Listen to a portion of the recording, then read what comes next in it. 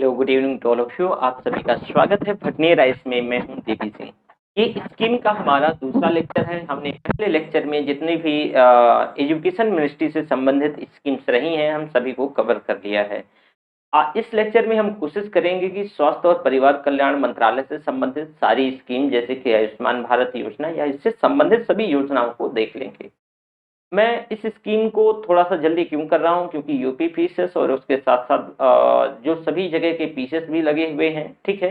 तो मेरा एक ये मानना है कि हर हाल में चाहे कोई भी स्टेट सिविल सर्विस हो या फिर यूपीएससी क्यों ना हो, स्कीम से एटलीस्ट दो क्वेश्चन तो आते ही आते हैं। इस बार भी यूपी पीस में एक आपने देखा होगा ट्राइबल अफेयर से एक क्वेश्चन आया हुआ था, डायरेक्टली स्कीम से था। और एक जो है एक क्वेश्चन एक डायरेक्टली एक स्कीम से भी आया हुआ था। तो ऐसे कुछ क्वेश्चन आए हुए हैं, ठीक है।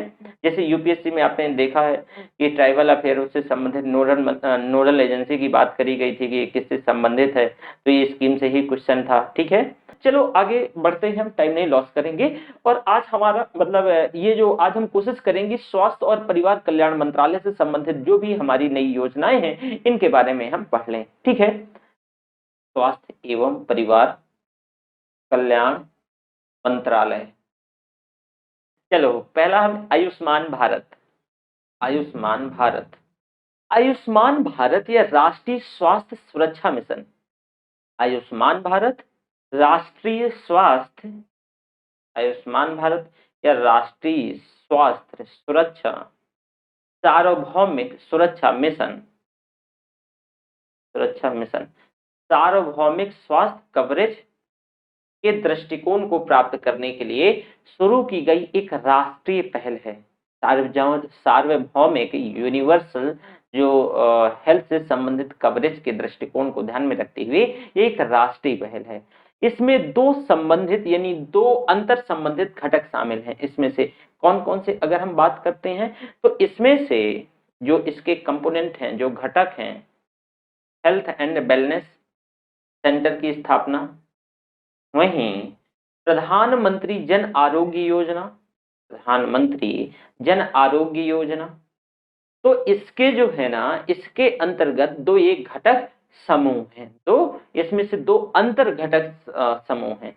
अब अगर हम बात करते हैं इसमें से प्रॉपरली, तो ये सार्वभौमिक स्वास्थ्य कवरेज यानी यूनिवर्सल हेल्थ कवरेज, इसके दृष्टिकोण को प्राप्त करने के लिए राष्ट्रीय स्वास्थ्य नीति 2017 की सिफारिश के अनुसार शुरू की गई थी।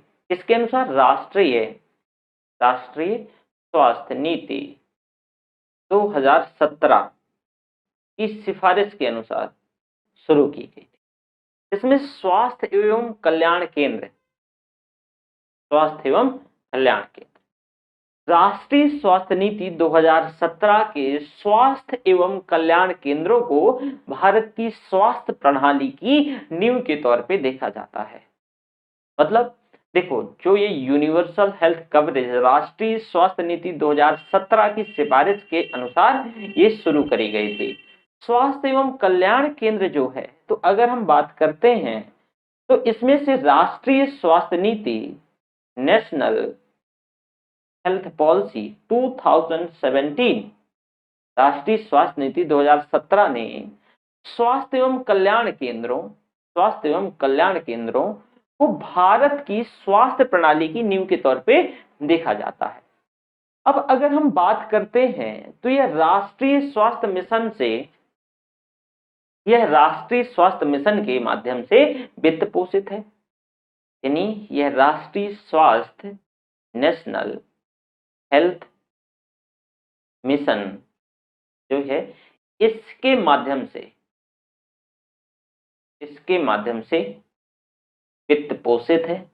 इसका उद्देश्य व्यापक प्राथमिक स्वास्थ्य सेवा देखभाल, यानी इसका जो उद्देश्य है कॉम्प्रहेंसिव व्यापक प्राइमरी हेल्थ जो केयर, यानी व्यापक CPSC व्यापक प्राथमिक स्वास्थ्य देखभाल प्रदान करना है।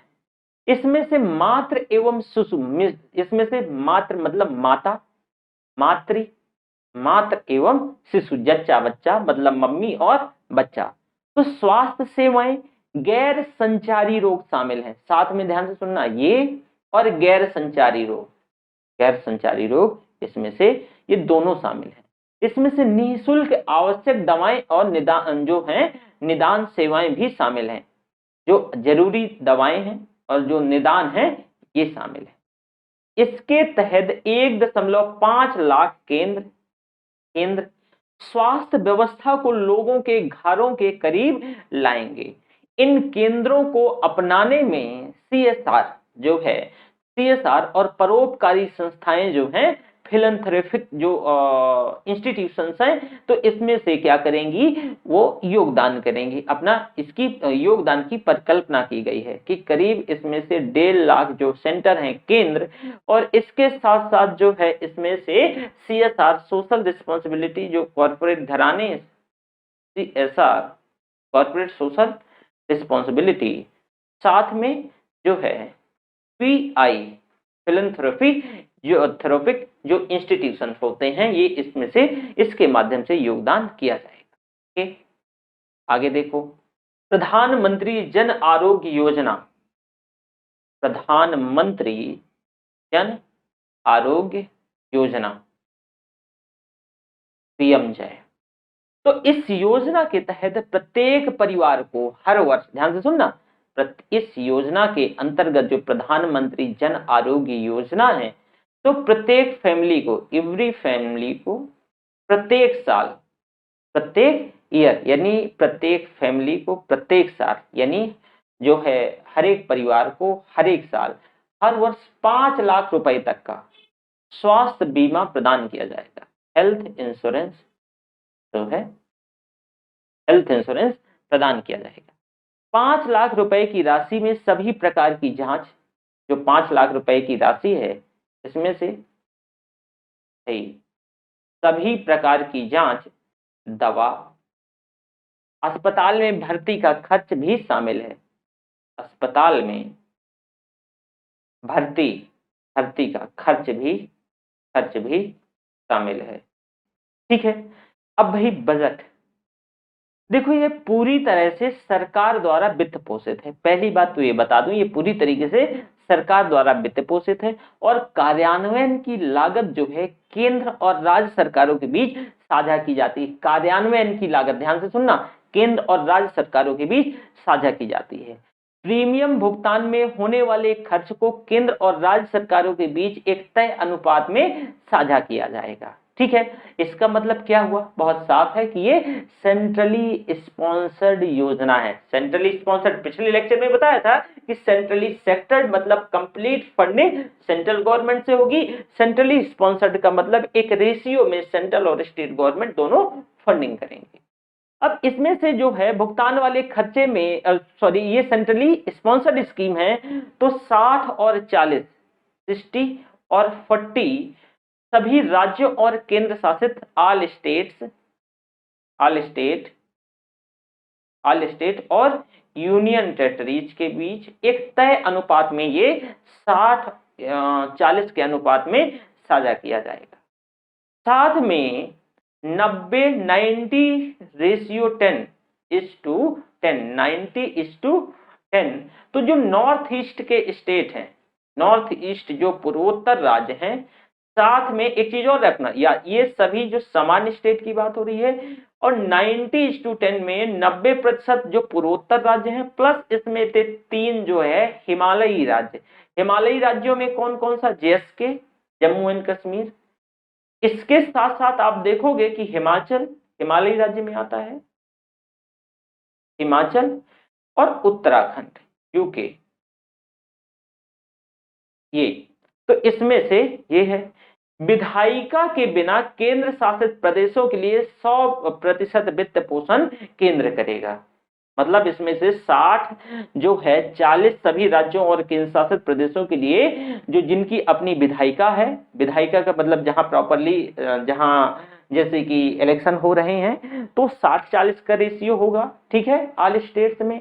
वहीं 90 और 10 का नॉर्थ ईस्ट के स्टेट, और 3 हिमालयी राज्य जम्मू कश्मीर, हिमाचल और यूके में ये 90:10 का रेशियो रहेगा। ठीक है, जहां यहां भी अपनी विधायिका है, मतलब यहाँ भी अपनी असेंबली है, ठीक है। वहीं अगर हम बात करें तो विधायिका के बिना जो यूनियन टेरिटरीज है, ऐसे भी तो हैं जहां पे विधायिका नहीं है, तो वहां 100% जो फंडिंग है वो सेंट्रल की होगी, केंद्र की होगी। स्वास्थ्य सेवा प्रदान करने की मुख्य जिम्मेदारी राज्य सरकारों की तय की गई है। जो स्वास्थ्य जो सेवाएं प्रदान करेगा, कौन करेगा भाई? State government. स्टेट जो गवर्नमेंट है ये हेल्थ सर्विस देगा। पात्रता, जरा ये भी तो देख लो कि पात्रता, शामिल किए गए परिवार जो है इसमें से ग्रामीण और शहरी क्षेत्रों के लिए सामाजिक आर्थिक जाति जनगणना, जो जाति जनगणना है, socio economic cost census, socio economic cost census, cost census 2011 के अभाव और व्यवसायिक मानदंडों पर आधारित है। 2011 के अभाव और व्यवसायिक मानदंडों पर आधारित है। दो चल रही केंद्र प्रायोजित योजनाएं, जो सेंट्रली स्पॉन्सर्ड योजनाएं हैं, एक राष्ट्रीय स्वास्थ्य बीमा योजना, राष्ट्रीय स्वास्थ्य बीमा योजना, साथ में वरिष्ठ नागरिक स्वास्थ्य बीमा योजना, जो है वरिष्ठ नागरिक स्वास्थ्य बीमा योजना को इस योजना के तहत शामिल किया गया है।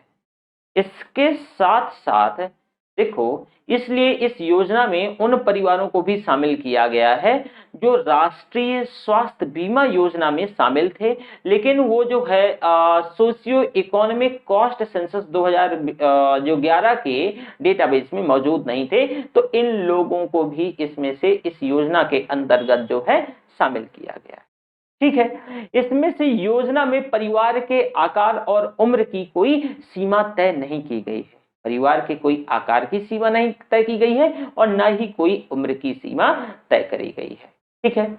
अब इसमें से जो सोशियो इकोनॉमिक कास्ट सेंसस, जो सोशियो इकोनॉमिक कास्ट सेंसस के अनुसार लाभार्थी तो ग्रामीण क्षेत्रों में विभिन्न जो श्रेणियों में से ऐसे परिवार शामिल हैं जिनके पास कच्ची दीवार, ध्यान से सुनना, जो इसमें से सोशियो इकोनॉमिक कॉस्ट सेंसस के अनुसार इसमें से वो परिवार शामिल हैं जिनमें कच्ची दीवार, कच्ची छत, अटारी जिसे बोलते हो, छत के साथ एक कमरा है, छत के साथ एक कमरा है, एक कमरा है। ऐसे परिवार जिनमें 16 वर्ष से 59 वर्ष की आयु के बीच कोई वयस्क सदस्य नहीं है। ये है सोशियो इकोनॉमिक कॉस्ट सेंसस का, ठीक है। 16 ईयर से 59 ईयर की उम्र का कोई वयस्क सदस्य नहीं है। ऐसे परिवार जिसकी मुखिया महिला है, मुखिया क्या भाई? महिला है, और जिनमें से 16 से 59 वर्ष की आयु के बीच का कोई वयस्क सदस्य नहीं है, ध्यान रखना। ये इसमें से सोशियो इकोनॉमिक कॉस्ट सेंसस में अभी और भी इसमें से कुछ जैसे कि मेजरमेंट है। एक ऐसा परिवार जिसमें कोई सदस्य दिव्यांग है और उस परिवार में शारीरिक रूप से सक्षम कोई वयस्क सदस्य नहीं है, शारीरिक तौर से जो है सक्षम कोई वयस्क सदस्य नहीं है। अनुसूचित जाति, अनुसूचित जनजाति परिवार मानवीय आकस्मिक मजदूरी से आय का एक बड़ा हिस्सा कमाने वाले भूमिहीन परिवार भी शामिल हैं।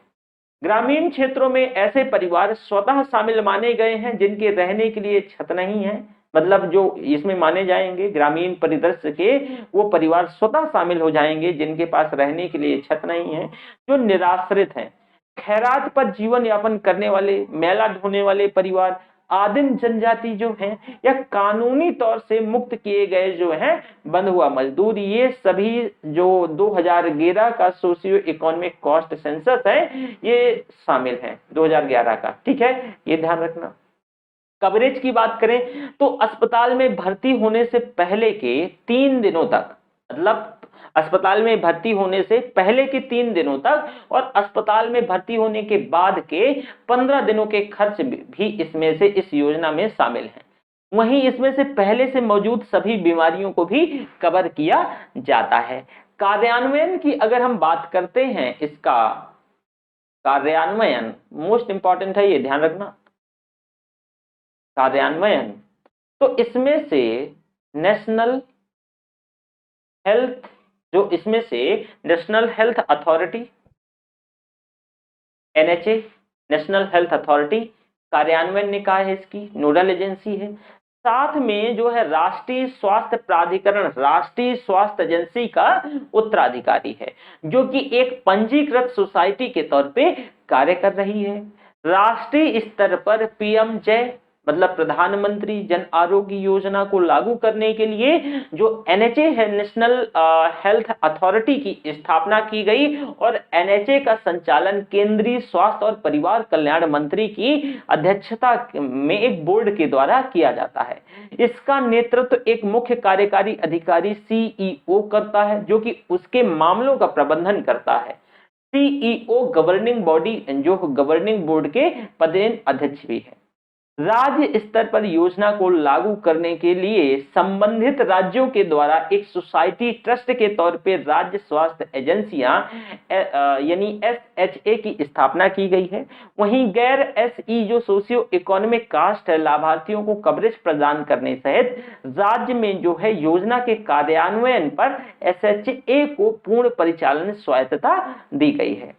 यह प्रधानमंत्री जन आरोग्य, जो प्रधानमंत्री आरोग्य योजना नामक प्रमाणित फ्रंट लाइन स्वास्थ्य सेवा पेशेवरों का एक समूह बना रही है, जो इसमें से देखो लाभार्थियों के लिए अस्पताल में उपचार का लाभ उठाने के लिए प्रधानमंत्री जो है यानी जो आरोग्य मित्र हैं सुविधा का प्राथमिक बिंदु होगा, और यह स्वास्थ्य सेवा वितरण को कारगर बनाने के लिए एक सहायता प्रणाली के तौर पे कार्य करेगा। इसमें से करंट वाली चीजें क्या है, ये जोड़ लो जरा। आयुष्मान जो है यानी सीएपीएफ जो योजना हाल ही में शुरू की गई थी, जो कि देश के सभी सशस्त्र पुलिस बलों के कर्मियों को केंद्रीय स्वास्थ्य बीमा कार्यक्रम का लाभ प्रदान करती है। और इस योजना के तहत जो है सीएपीएफ, असम राइफल्स, राष्ट्रीय सुरक्षा गार्ड यानी एनएसजी, और उसके साथ साथ जो है परिवारों के लगभग 28 लाख कर्मियों को जो इसमें से कर्मी है उनको कवर किया जाएगा। रिसेंटली जम्मू और कश्मीर के सभी निवासियों के लिए स्वास्थ्य बीमा कवरेज का विस्तार करने के लिए अब प्रधानमंत्री जन आरोग्य सेवा, ये है सेहत योजना शुरू करी गई है। तो ये ध्यान रखना, एबी प्रधानमंत्री जन आरोग्य सेहत योजना। ओके, तो ये भी ध्यान रखिएगा। अब देखो विश्व की ये सबसे बड़ी स्वास्थ्य बीमा योजना है आयुष्मान भारत, स्वास्थ्य नागरिक और सशक्त नागरिक। अब अगर हम बात करें तो देश के करीब 11 करोड़ परिवार होंगे इस योजना से लाभान्वित। योजना का लाभ पूरे देश में सभी को मिलेगा, मतलब सभी को, जो मैंने बताया सभी का मतलब यहाँ मैंने ऑलरेडी बताया कि किसे किसे मिलेगा। प्रति वर्ष प्रत्येक परिवार को 5 लाख रुपए तक का इसमें से कवरेज दिया जाएगा। योजना के अंतर्गत कवर किए गए जो लाभार्थी हैं, तो इनको पैनल में शामिल जो देश के अंदर ये सारी चीजें बात करी गई है। राष्ट्रीय स्वास्थ्य सुरक्षा मिशन को मोदी सरकार की इसे स्वीकृति मिल चुकी थी, और ये उनकी एक बहुत बड़ी मतलब एक ये समझो कि बहुत महत्वाकांक्षी योजना के तौर पे रही है। राष्ट्रीय स्वास्थ्य मिशन दूसरी योजना आ जाती है, देख लो। राष्ट्रीय स्वास्थ्य mission, national health mission, Bharat सरकार 2013 में राष्ट्रीय ग्रामीण स्वास्थ्य मिशन वर्ष 2015 में शुरू की गई। वहीं राष्ट्रीय शहरी स्वास्थ्य मिशन 2013 में जो शुरू हो करके इसको मिला करके शुरू किया गया था। मुख्य कार्यक्रम संबंधी घटकों में से अगर हम बात करें तो ग्रामीण और शहरी क्षेत्रों में प्रजनन मात्र जो है, नवजात बाल किशोर स्वास्थ्य और संचारी और गैर संचारी लोगों के लिए स्वास्थ्य प्रणाली को मजबूत करना शामिल था। सबसे इंपॉर्टेंट बात यह है कि लक्ष्य, तो इसमें से लक्ष्य ध्यान रखना इसको देखा कि भाई ये योजना 2013 में शुरू हुई है, ठीक है। मिशन जो है राष्ट्रीय ग्रामीण स्वास्थ्य मिशन के अंतर्गत वर्ष 2005 में शुरू कर दी गई थी। राष्ट्रीय शहरी स्वास्थ्य मिशन योजना वर्ष 2013 में फाइनली शुरू की गई और इसको मिलाकर के राष्ट्रीय स्वास्थ्य मिशन तैयार किया गया है। मुख्य कार्यक्रम संबंधी घटकों में जो ग्रामीण और शहरी क्षेत्रों में प्रजनन, मात्र, नवजात बाल और किशोर स्वास्थ्य, तो इनमें जो संचारी और गैर संचारी रोगों के लिए स्वास्थ्य प्रणाली को मजबूत करना शामिल था। इसके लक्ष्यों की अगर हम बात करते हैं तो MMR है ना, को घटा करके 1/1000 करना है। साथ में IMR को घटा करके 25/1000 करना है। TFR को घटा करके 2.1 करना है। ये लक्ष्य हैं, ठीक है। इसमें से देखो मातृ मृत्यु दर को ध्यान से सुनना, मातृ मृत्यु दर को घटा करके मतलब 1000 में से 1 लेके आना है, ध्यान रखना। IMR इन्फेंट जो मोर्टेलिटी रेट है बच्चों का, तो इसको 1000 पे 25 करना है। इसमें से मदर मोर्टेलिटी रेट है, ठीक है, मातृ मृत्यु दर जो है, तो जब प्रेगनेंसी के दौरान या फिर उसके 1 हफ्ते पहले या फिर बाद तक, मतलब 1 हफ्ते नहीं और थोड़ा सा टाइम या बाद में, तो इसको इस दर को घटा करके मतलब 1000 महिलाओं पे 1 लेके आना है, ये लक्ष्य था, ध्यान रखना इसके लक्ष्य। IMR इन्फेंट मोर्टेलिटी रेट 1000 पे 25 करना है। TFR टोटल फर्टिलिटी रेट 2.1 करके लाना है। साथ में 15 वर्ष से अगले इसमें से लक्ष्य क्या है, 15 वर्ष से 49 ईयर 49 वर्ष की आयु की महिलाओं में एनीमिया की रोकथाम करना है। महिलाओं में खून की कमी है ना, एनीमिया की रोकथाम करना है। क्या भैया, एनीमिया। संचारी गैर संचारी से मृत्यु दर और रुग्णता, यानी जो है मृत्यु दर और रुग्णता को रोकना है और कम करना है, जो कम्युनिकेबल डिजीज और नॉन कम्युनिकेबल डिजीज से। कुल स्वास्थ्य देखभाल व्यय पर घरेलू खर्च को भी कम करना है, ठीक है। 6 रोग जैसे टीबी जिसे बोलते हैं, तो 6 रोग से होने वाली वार्षिक घटनाओं को, मृत्यु दर को आधे से भी कम करना है। सभी जिलों में कुष्ठ रोग के प्रसार को जो है यानी इससे भी कम करना है, 1/10,000 की आबादी में, और इसको घटना को 0 तक कम करना है, जो सब कुष्ठ रोग के प्रसार है। मलेरिया की वार्षिक घटना को 1/1000 करना है, मतलब इससे भी कम करके लाना है। सभी जिलों में 1% से कम जो है माइक्रोफाइलेरिया प्रसार को, इसे कम करना है। अब बजट की बात करें थोड़ी से, तो देखो भाई, ये सार्वजनिक स्वास्थ्य प्रणाली को मजबूत करने के लिए राज्यों को वित्त पोषित और समर्थन प्रदान करने का एक प्रमुख साधन है। सभी राज्यों के लिए केंद्र राज्य वित्त पोषण पैटर्न जो है 60-40 है, और वहीं जो नॉर्थ ईस्ट के स्टेट हैं, इन स्टेट को छोड़ करके, हिमालयी राज्यों को छोड़ करके, क्योंकि यहाँ पे मैंने बताया कि 90-10 का रेशियो है, तो ये इसमें थोड़ी मतलब ये फोकस है कि भाई जो सभी राज्यों को जो वित्त पोषण, जो बाकी के राज्य हैं तो 60-40 के रेशियो पे होगा और 90-10 के रेशियो पे होगा। राज्यों को वित्त पोषण राज्य की कार्यक्रम कार्यान्वयन योजना, जो स्टेट प्रोग्राम इम्प्लीमेंटेशन प्लान है, PIP पर आधारित है, जो कि राज्य है प्रमुख परिणामों जैसे कि IMR, MMR, तो टीकाकरण जैसे कि इंद्रधनुष 2.0, इंद्रधनुष 3 पॉइंट की मैं बात नहीं कर रहा हूं, ओके, वो इंद्रधनुष दूसरा है, इंद्रधनुष 3 पॉइंट की ही अपने को बात करनी पड़ेगी। इकोनॉमी भी पढ़ाता हूं तो एक्चुअल में उससे कंफ्यूज हो रहा था। देखो, इंद्रधनुष 2.0 बैंकिंग सिस्टम में रिफॉर्म से संबंधित है। इंद्रधनुष अभी लेटेस्ट तो इंद्रधनुष 3.0, तो इसमें तो जैसे कि टीकाकरण, इसकी संख्या और गुणवत्तापूर्ण स्वास्थ्य सुविधाओं को बेहतर करना प्रगति पे दिखाता है, और वे प्रोत्साहन, अगर हम बात करें तो प्रोत्साहन के तौर पे अतिरिक्त धनराशि प्राप्त कर सकते हैं। आशा, ANM और आंगनबाड़ी की कार्यकर्ता, तो थोड़ा सा इसे देख लो भाई। जो आशा, ANM और आंगनबाड़ी की कार्यकर्ताओं की बात करें तो मान्यता प्राप्त सामाजिक स्वास्थ्य कार्यकर्ता, जिसको आशा बोलते हैं, आशा सुने होंगे ना अपने इधर, आशा बहू आपने सुना होगा। तो ये है जो मान्यता प्राप्त सामाजिक स्वास्थ्य कार्यकर्ता। एक प्रशिक्षित महिला सामुदायिक स्वास्थ्य कार्यकर्ता है जो समुदाय और सार्वजनिक स्वास्थ्य प्रणाली के बीच एक इंटरफेस के तौर पे कार्य करती है।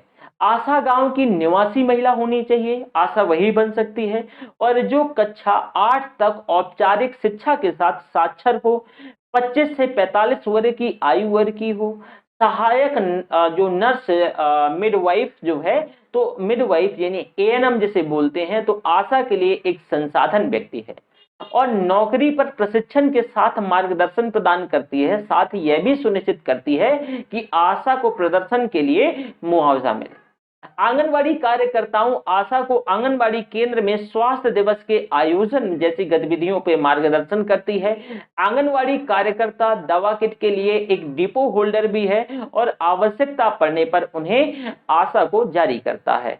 इलेक्ट्रॉनिक वैक्सीन इंटेलिजेंस नेटवर्क जो है, इसका उपयोग कोविड महामारी के दौरान अनुकूलन के साथ किया गया है ताकि आवश्यक टीकाकरण सेवाओं को जारी रखा जा सके, जैसे कि ई-विन ये पूछा जा सकता है। प्लीज थोड़ा सा इसके बारे में मैं आपको बता दूं क्योंकि ये बहुत इंपॉर्टेंट है। ई-विन मतलब देखो भाई, electronic E stand for B vaccine intelligence network, तो इसका जो उपयोग है इसमें से जो ई-विन का उपयोग कोविड महामारी के दौरान अनुकूलन के साथ किया गया है ताकि आवश्यक टीकाकरण सेवाओं को जारी रखा जा सके। इस साथ में जो बच्चों गर्भवती माताओं को टीके और रोकथाम योग्य बीमारियों से बचाया जा सके। वहीं एनएचएम के तहत इलेक्ट्रॉनिक वैक्सीन इंटेलिजेंस नेटवर्क लागू किया जा रहा है। इसका उद्देश्य सभी जो कोल्ड चेन बिंदुओं पर वैक्सीन स्टॉक और भंडारण तापमान की रियल टाइम जो है जानकारी प्रदान करना। इस मिशन के अंदर दो सब मिशन भी हैं, एक राष्ट्रीय स्वास्थ्य मिशन और एक राष्ट्रीय शहरी स्वास्थ्य मिशन। तो इसमें से ऐसे आप कर लो कि इस मिशन के अंतर्गत दो उप मिशन भी हैं। एक क्या बताया मैंने, एक राष्ट्रीय ग्रामीण स्वास्थ्य मिशन, राष्ट्रीय ग्रामीण स्वास्थ्य मिशन, ठीक है।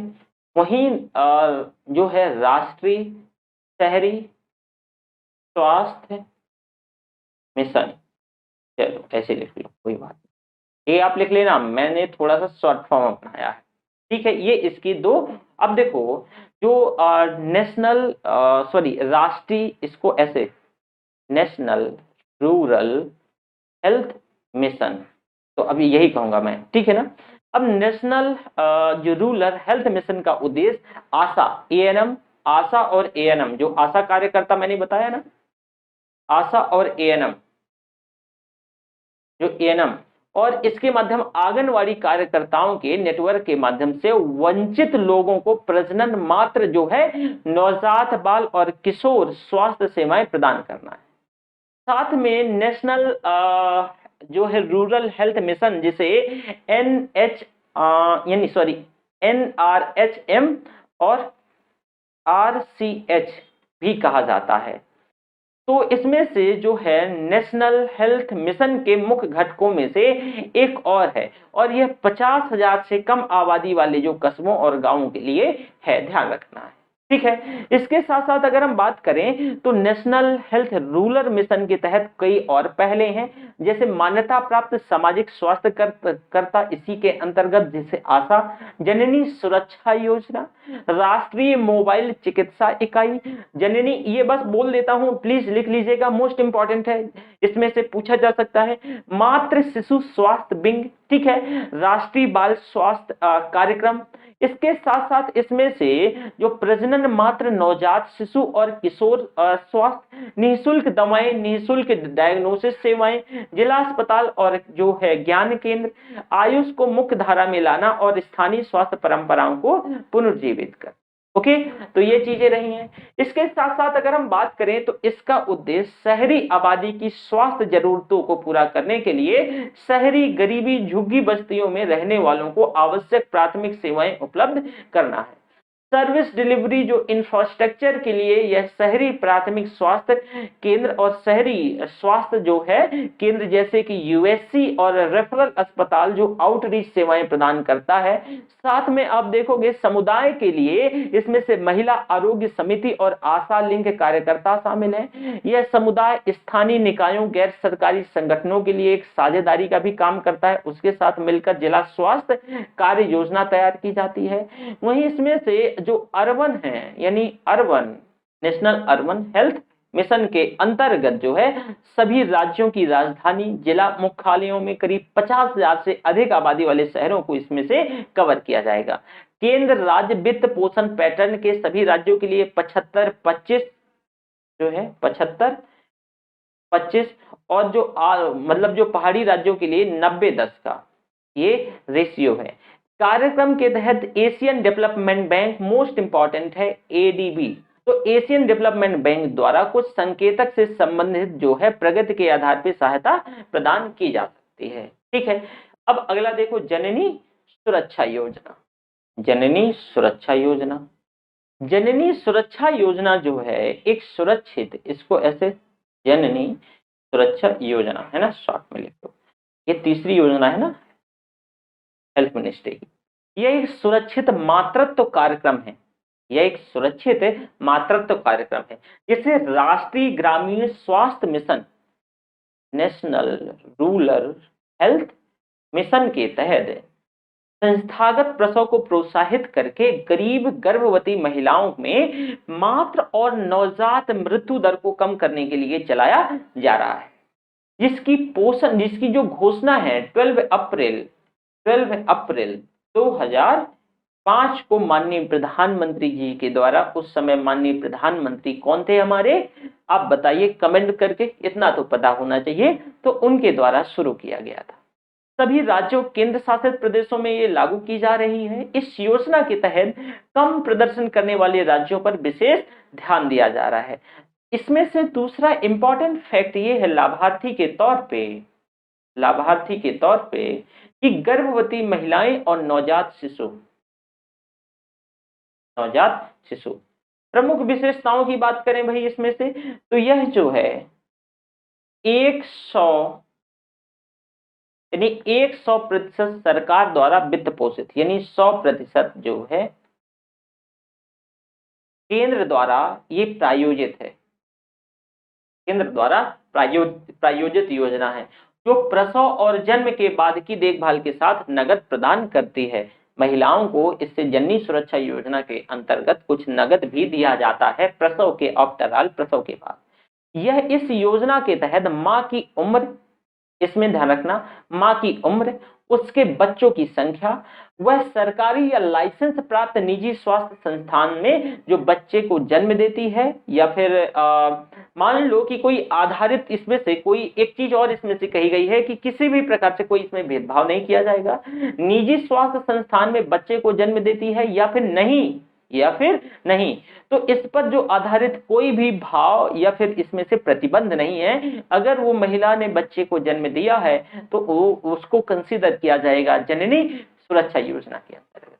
इस योजना के तहत मां की उम्र, उसके बच्चों की संख्या, वह सरकारी लाइसेंस प्राप्त निजी स्वास्थ्य संस्थान में बच्चे को जन्म देती है या नहीं, इस पर आधारित, जैसे कि मैंने बताया, कोई किसी प्रकार से कोई उनके साथ डिस्क्रिमिनेशन नहीं होगा। गर्भवती महिलाएं जो कि गरीबी रेखा से नीचे हैं, बिलो पॉवर्टी लाइन से नीचे हैं, तो गर्भवती महिलाओं को जो बिलो पॉवर्टी लाइन से, जो बीपीएल से नीचे हैं, घर पर जन्म देना चाहती हैं, वे रुपए की नगद सहायता के लिए पात्र हैं। 500 प्रति प्रसव, मतलब जो 500 प्रति प्रसव, मां की आयु और बच्चों की संख्या पर आधारित कोई भी भेदभाव नहीं है। साथ में यूपी, उत्तराखंड, बिहार, झारखंड, मध्य प्रदेश, छत्तीसगढ़, राजस्थान, असम, उड़ीसा, जम्मू कश्मीर जैसे जो खराब संस्थागत प्रसव दर वाले जो राज्य हैं, तो इन सभी में गर्भवती महिलाएं जो है इस योजना के तहत वित्तीय सहायता के लिए पात्र हैं। इन्हें निम्न प्रदर्शन करने वाले राज्यों यानी लो परफॉर्मेंस जो स्टेट्स हैं, इनके तौर पे क्लासिफाई किया जाता है।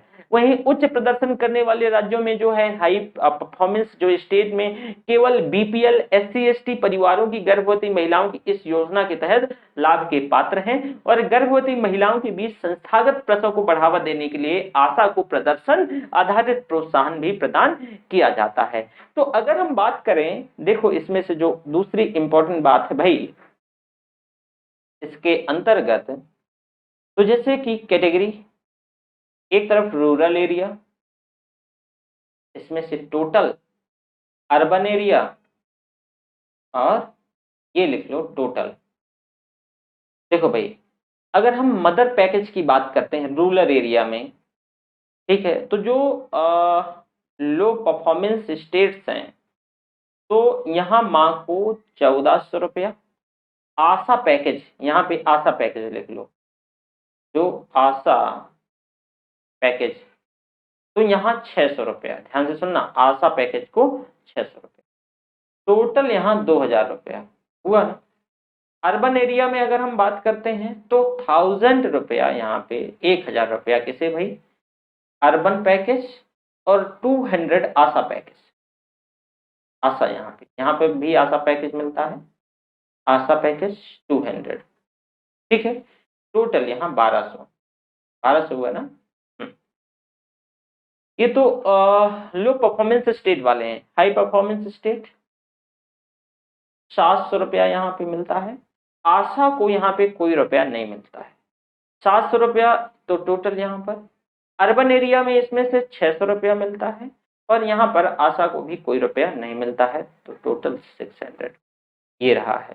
तो जननी सुरक्षा योजना में देखा स्वास्थ्य माँ मतलब स्वास्थ्य माँ, स्वास्थ्य संतान और तुरंत भुगतान, ठीक है, ये ऐसा प्रोग्राम है, मैंने बताया इसमें से कैसे कैसे कैसे कैसे पैसा दिया जाता है। उम्मीद करता हूँ यहाँ तक किसी भी बच्चा लोग को कोई डाउट नहीं होगा, ठीक है। अब जैसे कि मैंने ग्रामीण एरिया में बताया कि भाई ग्रामीण क्षेत्रों में प्रदेश या केंद्र सरकार के जो चिकित्सालय हैं, चाहे वो प्राइवेट हो या सरकारी, तो केंद्रों में जनरल वार्ड जो है या फिर मान्यता प्राप्त उप केंद्रों में प्रसव करवाने के लिए 1400 और 600, 1400 माँ को और 600 रुपया जो है आशा बहू को दिया जाता है, टोटल 2000 रुपया दिया जाता है। इसमें से परिवहन जो है, भोजन, ये सब मानदेय होता है।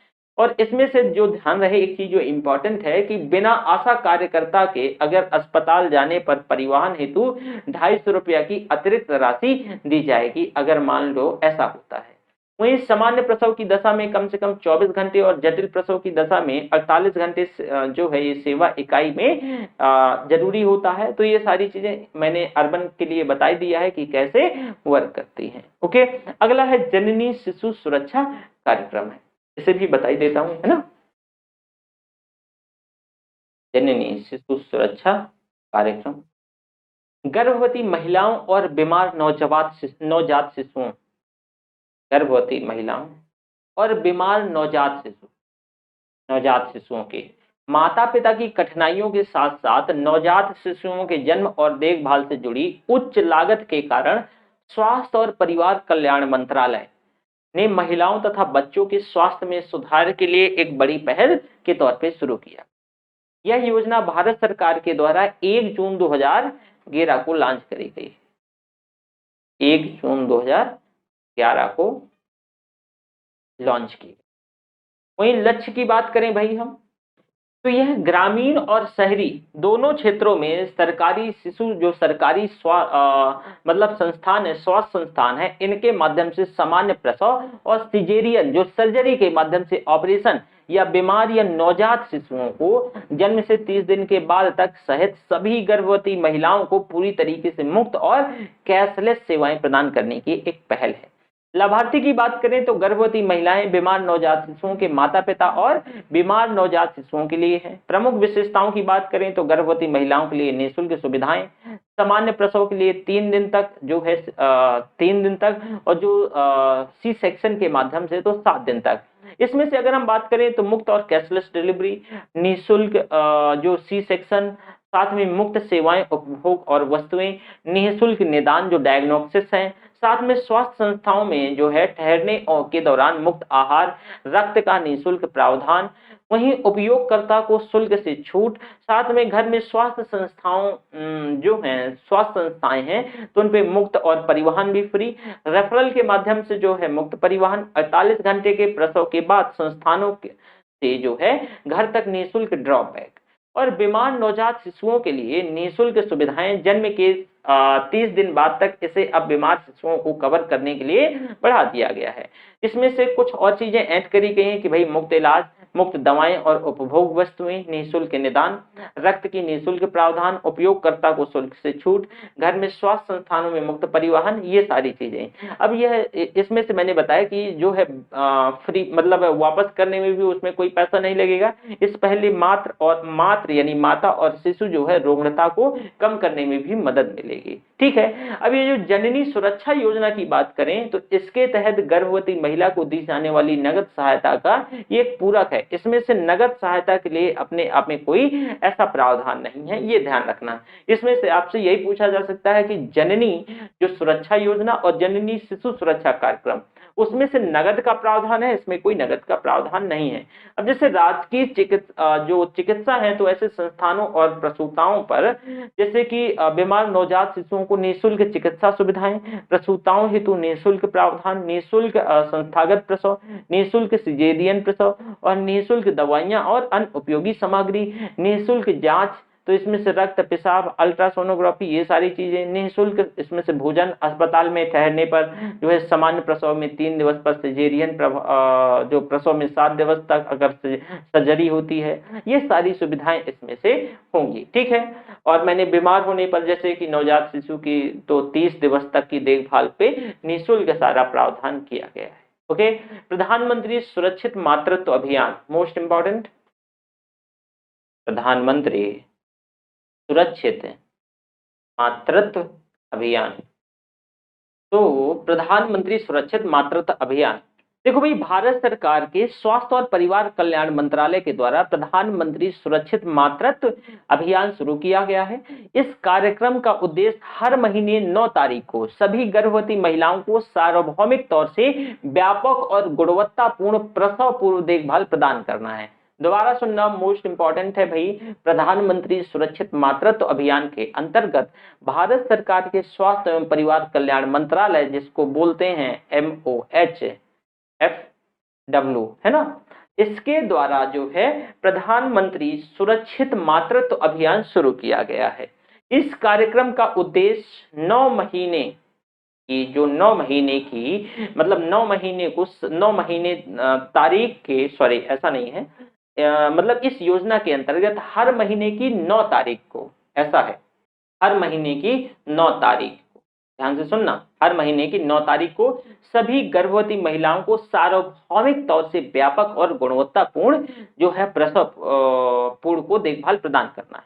लक्ष्य की बात करें तो इस योजना के तहत जो है, इसमें से मैंने आपको बताया रिप्रोडक्टिव जो है मैटरनल, न्यूनेटल, चाइल्ड एंड जो है एडोलसेंट हेल्थ, तो इसमें से जो रणनीति के भाग के तौर पे प्रसव पूर्व देखभाल जो है, यानी इसमें से ANC इसको बोलते हैं, प्रसव पूर्व जो देखभाल इसको बोलते हैं, अटेंडेंटल बोलते हैं इसको, अटेंडेंटल केयर, तो इसके सहित निदान और परामर्श सेवाओं की गुणवत्ता और व्यापक सुधार को लक्षित किया जाएगा। ठीक है ना, तो इसमें से जैसे कि बोला कि अटेंडेंटल केयर हो गया, इसके साथ साथ इसमें से यह भी सुनिश्चित किया जाता है कि गर्भावस्था के दौरान दूसरे और तीसरे तिमाही में, खासकर दूसरे तिमाही में और तीसरे तिमाही में जो है महिलाओं को सरकारी स्वास्थ्य सुविधाओं में प्रसव पूर्व देखभाल और सेवाओं को एक न्यूनतम पैकेज प्राप्त होता है। लाभार्थी की बात करें तो सभी गर्भवती महिलाओं जो कि गर्भावस्था की दूसरी और तीसरी तिमाही में है, तो इसमें से ये सभी लाभार्थी होंगी। प्रमुख इंपॉर्टेंट विशेषताएं क्या हैं, ये सबसे इंपॉर्टेंट है इसकी विशेषताएं। देखो, अभियान के महत्वपूर्ण घटकों में से एक उच्च जोखिम वाले गर्भाधारण की पहचान और अनुवर्ती कार्यवाही है। एक निजी क्षेत्र के डॉक्टर सहित जो सरकार की पहल का समर्थन करेंगे। यह योजना ग्रामीण और शहरी दोनों क्षेत्रों के लिए उपलब्ध है। इसमें शीघ्र निदान, कुपोषण और प्रारंभिक गर्भधारण करने वाली महिलाओं को पर्याप्त और उचित प्रबंधन पर विशेष जोर दिया जाएगा, क्योंकि इस गर्भधारण के लिए विशेष देखभाल की आवश्यकता होती है। इसके तहत उच्च जोखिम वाली गर्भवती महिलाओं की पहचान कर उन्हें लाल स्टिकर और सामान्य गर्भावस्था वाली महिलाओं को हरे रंग का स्टिकर प्रदान किया जाएगा। ठीक है, तो ये भी ध्यान रखना, जो जोखिम वाली, जो रिस्क वाली गर्भवती महिलाएं हैं उनको लाल स्टिकर और सामान्य में हरा स्टिकर। आवश्यकता के अकॉर्डिंगली फॉलोअप की सुविधा भी प्रदान की जाएगी। ठीक है, अब सुरक्षित मातृत्व तो आश्वासन एक सुमन इनिशिएटिव पहल शुरू किया गया है, सुमन नाम से। देखो, ये प्रधानमंत्री सुरक्षित मातृत्व अभियान का ही एक हिस्सा है और इस सुविधा का लाभ लेने वाले सभी लाभार्थियों को पहले प्रधानमंत्री सुरक्षित मातृत्व अभियान के लिए एक अलग रजिस्टर्ड किया जाता है, एक अलग रजिस्टर में। और इसका उद्देश्य बिना किसी भी किसी कीमत के सम्मानजनक और गुणवत्तापूर्ण जो है स्वास्थ्य देखभाल का आश्वासन देकर के इसको सभी रोकी जा सकने वाली मातृ और नवजात मृत्यु को समाप्त करना है। साथ में सार्वजनिक स्वास्थ्य सुविधा को लेने वाले जो प्रत्येक महिला और नवजात शिशु के लिए सेवाओं से इंकार करने के लिए जीरो टॉलरेंस पर ध्यान केंद्रित करना है। प्रधानमंत्री सुरक्षित मातृत्व योजना के अंतर्गत सतर्कता से जिम्मेदारी इसमें से निभाएं और समय से जांच कराएं। इसका टैगलाइन टाइप है सुरक्षित प्रधानमंत्री सुरक्षित मातृत्व अभियान के अंतर्गत हर माह की 9 तारीख, इसमें ये ध्यान रखना, ये बहुत इंपॉर्टेंट है। इसमें से जैसे कि अगर जांच कराने की बात, तो इसमें से blood test, urine test, blood pressure, haemoglobin, ultrasound और हर माह की 9 तारीख को सरकारी अस्पतालों में आपको यहाँ पे ये सुविधा मिलेगी। हर गर्भवती माँ को को हो एहसास, वह है सबसे खास, ये भी इसका टैगलाइन टाइप है, मतलब एडवर्टाइजमेंट के लिए आपने। अब जैसे गर्भवती महिलाओं के लिए निःशुल्क विशेष सेहत जांच और परिवार नियोजन, पोषण और इसमें से प्रसव स्थान के लिए, ये सारी चीजें बात कही गई हैं। अब राष्ट्रीय डिजिटल स्वास्थ्य मिशन, ठीक है, एक अगली योजना आती है। ठीक है, तो हम क्या करते हैं कि अभी ना करीब 7-8 योजनाएं रह गई हैं, तो इसमें नहीं हो पाएंगी।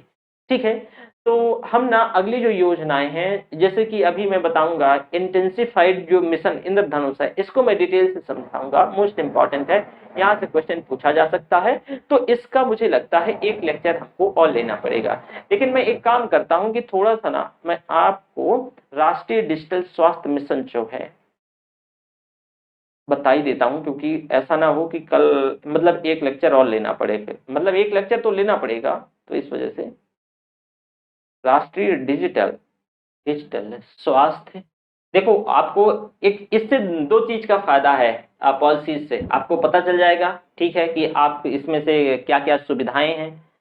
साथ में इसका दूसरा फायदा ये है कि जो एग्जाम दे रहे हैं, सभी एग्जाम में पूछा जाता है, तो सभी के लिए जो योजनाएं मोस्ट इंपॉर्टेंट है।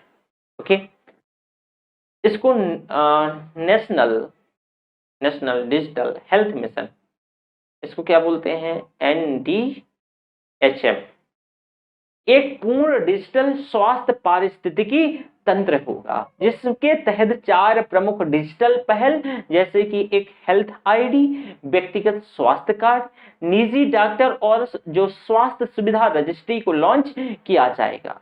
नवीन NDHM जो है रणनीतिक दस्तावेज में डॉक्टरों, अस्पतालों, फार्मेसियों और बीमा कंपनियों के द्वारा डिजिटल रजिस्ट्री का निर्माण करने, डिजिटल व्यक्तिगत स्वास्थ्य रिकॉर्ड रखने और डिजिटल जो है जो है दिन ब दिन निर्णय प्रणालियों की तौर पर रूपरेखा प्रस्तुत करेगा। साथ में जो है राष्ट्रीय स्वास्थ्य आईडी प्रणाली की भी चर्चा की गई है। इसमें से रोगी अपने डेटा को अस्पतालों और सरकारों के बीच एक डिजिटल तौर पर साझा कर सकता है। लक्ष्य की बात करें तो देश में स्वास्थ्य सेवाओं और दक्षता और पारदर्शिता लाना है। कार्यान्वयन की बात करें तो यह योजना आयुष्मान भारत प्रधानमंत्री जन आरोग्य योजना के तहत राष्ट्रीय स्वास्थ्य प्राधिकरण जो है नेशनल हेल्थ अथॉरिटी के अंतर्गत आएगी, जो कि इसे डिजाइन और कार्यान्वित करेगी।